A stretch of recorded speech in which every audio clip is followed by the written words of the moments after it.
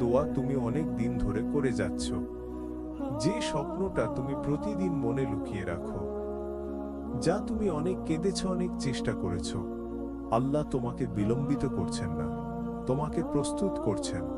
আমাদের জীবনে দেরি হয়, আমরা মনে করি জীবনে জিনিসগুলো দেরি হচ্ছে, চাকরি আসছে না, বিয়ে হচ্ছে না, বাড়ির সমস্যা কমছে না, রিজিক বাড়ছে না। কিন্তু আল্লাহর কাছে দেরি বলে কিছু নেই।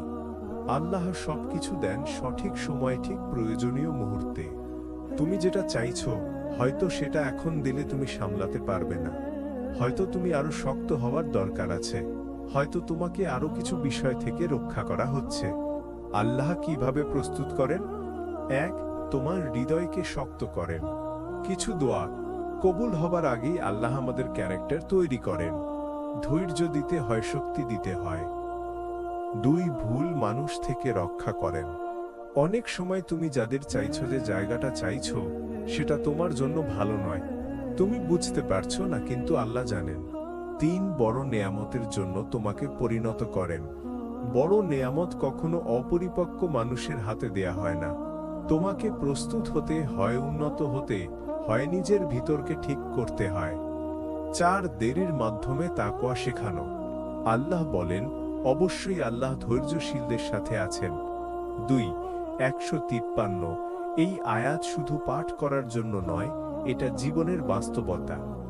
নবী ইউনুস আলাইহিস সালাম, তাকেও দেরি শেখানো হয়েছে। ছোট বয়সে ভাইদের দ্বারা পরিত্যক্ত, পরে দাস হিসেবে বিক্রি, তারপর কারাগার। দেখতে দেরি মনে হলেও আল্লাহ তাকে প্রস্তুত করছিলেন। দাস থেকে মিশরের রাজপ্রাসাদে সম্মানিত অবস্থানে নিয়ে গেলেন। ঠিক সময়ে তুমিও দেরির মধ্যে দিয়ে যাচ্ছ, তুমি দেখছো দেরি, কিন্তু আল্লাহ দেখছেন বৃদ্ধি। তুমি দেখছো কষ্ট, কিন্তু আল্লাহ দেখছেন তোমার আত্মাকে শক্ত করা। আল্লাহ দেরি করেন না। তোমার দোয়া কবুল হচ্ছে না, এমনটা কখনো ভাববে না। দোয়া কখনো নষ্ট হয় না। আল্লাহ 3 ভাবে দোয়া কবুল করেন। 1. সঙ্গে সঙ্গে, 2. সময় নিয়ে, 3.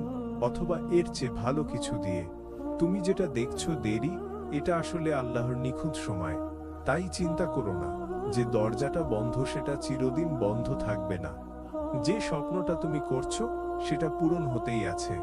তুমি শুধু চেষ্টা করো, নিজেকে বদলাও, ধৈর্য ধরো, কারণ আল্লাহ অপেক্ষা করান না, আল্লাহ প্রস্তুত করেন। এই ভিডিওটি এমন কারো সাথে শেয়ার করো যে আজ একটু আশার কথা শুনতে চায়।